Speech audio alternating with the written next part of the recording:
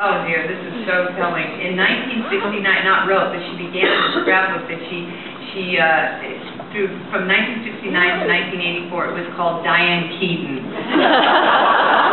Spare me. It's not attractive, trust me. And it's like I get to see all those things like, oh yeah, it was really neat to meet Betty Ford. You know, that's the kind of things I would say. Or Woody and I had a lot of fun at the park. You know, there'd be a picture of me walking with Woody through some of the park. It was just nonsense. She even saved my worst reviews.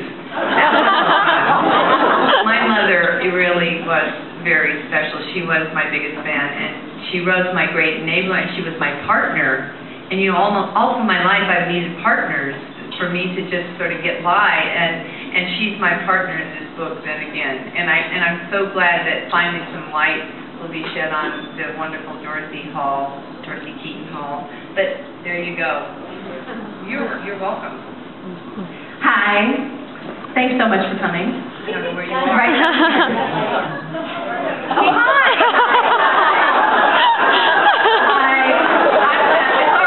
It's all right. I'm sorry. Yes. Okay. I just wanted to say I'm good friends with Tyrone Giordano, and he was in the movie Family Stone with you. Yes. So I'm just wondering if you remember any of your sign language. Oh, don't you dare test me.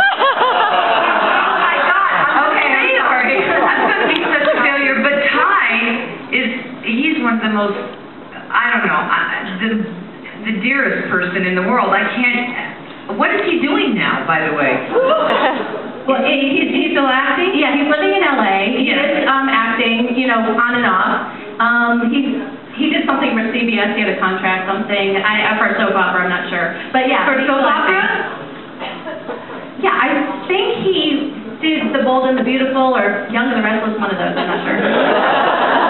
He was beautiful, too. Oh, he is beautiful. He's a good friend of mine, yeah. He's a good friend. Here's another question right down the middle. You are such an inspiration to young actresses all over New York City. Are you an actress? I am. And we were just wondering if maybe you could give us something insight for our careers. Something. Oh my God. Okay, here you go. It's not easy, as you can well imagine. I don't know, what are your opportunities for auditioning? I mean, what do you go to did you go to acting school? I'm second year right now. You where? Here at the story, just my card. Very good. So, when do you graduate? This year. And so that means you're going to be thrown out into the world, right? That was oh dear, I don't know what to say.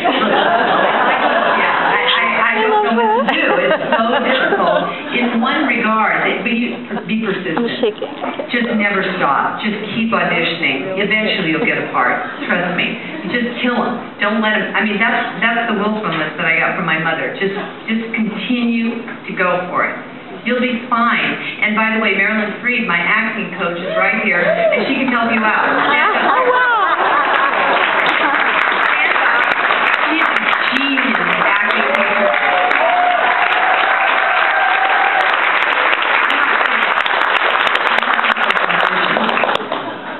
Try it out. I have a question back here. I'm super nervous, so I had to write it out.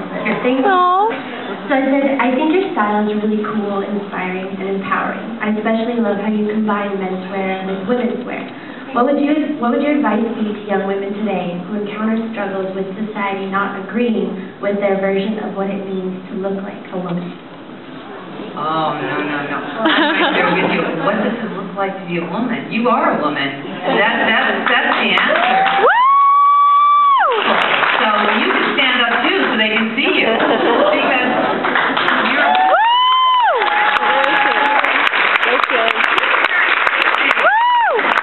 you have no problem. Not in that area. Go with your gut. I mean, just wear what you want to wear. That's the way I feel about it. Yeah. Told when I was about, I think I was in my 20s when someone said, well, when you're 30, you can't do certain things. And I remember thinking, yeah, count me out. I'm doing what I want to do. You look great. Well, thank you. I borrow my boyfriend's ties because of your look. I love it. Another question all the way back on your right. Hi. Hi. Oh, hi there. Hi. Simple question. Sure. I was flipping through your book before you arrived, and while most of it is pleasant, some of it is heartbreaking. And I have to ask you, I wonder, knowing the outcome of everything as it's written down and as you've experienced it firsthand, if you could go back and do it all over again exactly the same, would you do it? I would not do it the same. Certainly not with regards to my mother. I would look her in the eye and tell her how much I loved her. I wouldn't have averted my eyes when saying goodbye and, walked away. It's very important to connect to the people who you love. And it's not an easy or it's an awkward moment. It's hard. It's hard to do that for some of us. So, no, there's so much. Let's see. I mean, that's another book, okay? Ms. Keaton, we have to do a lightning round right now, so I've got one young lady over here, a young lady in the back, and I have a gentleman on the side. Okay. Right over here, right over here. Hi. This is also about your style. We're actually fashion students, and we want to know Where? Kent State. Very good. We want to know, where does the inspiration for your style come from? It comes from just exploration and kind of seeing what's on the street.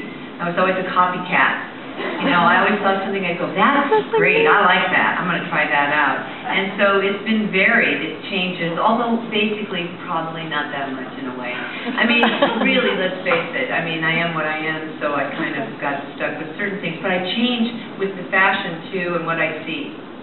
What about you? Because I want to know. I don't know, I get style from inspiration from a lot of things. Kristen Wiig is my number one. Yeah, there you go. Oh, of course. And that was genius, wasn't it? Did anybody see Bridesmaids? Woo! And that was amazing and hilarious. She did. Thank you. Our next question is in the mosh pit. This young lady over here. Hi, Diane. Hi. Well, I'm a writer, and so I'm inspired by the writer part of you, but just you as a human being. And my question is, when you were writing your memoir, going through all the memories, how was it like to then leave your desk and then enter the world? Was it, Well, really, the way I wrote was really in response to my mother for the most part. Do you know what I mean? I would read my mother, and then I would have a response to her, because she's my mother, and I loved her so much. And really, that's all I did. Reading her was the most emotional part. And when I think about it all the time, I'm back with her again. I don't know how everybody here feels about their parents, but I really feel like they deserve some attention. They really get. You know what I mean? Like the appreciation.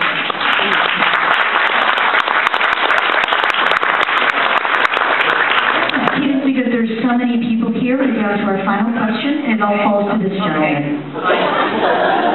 Man. How are you? There you are, man. Yes. You're a man. I read your book in the beginning when we were sitting here, and you say that there's a strange burden to realize dreams. Mm-hmm. And so... What is that burden, right? Well, I just wondered, is it still a burden, or was it at the time? It's a strange burden because I think that when you're having your dream, you can't imagine what your dream is. You see what I mean? And so it's this abstract concept, like you're thinking, okay, if people adored me, and that's your dream, right? And they would applaud you and things like that. If you're kind of my type person, and that is basically just a performer.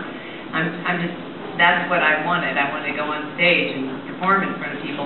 But then you don't really understand what that means. You can't conceive of, well, then you've performed and you've done okay, and then what? Do you know what I mean? It's hard to, and also it separates you frequently, because people then have a certain kind of expectation for who you are, and that's why, I talk a lot in the book about ordinary, simple pleasures in life, small moments, sitting across from my mother at the kitchen counter, and how fantastic, what a kind of active listener she was, and how just being with her, watching her eat her wheat thins, cheddar cheese and gherkins on the side. Just those moments are the moments that have more significance than anything, because she was listening to me complain as always. Why didn't I get the part, or some ridiculous, you know, but there she was. And those are the moments that really stay in your life, and you know, that's it. Not much more. Anyway, I think that's enough of me, right?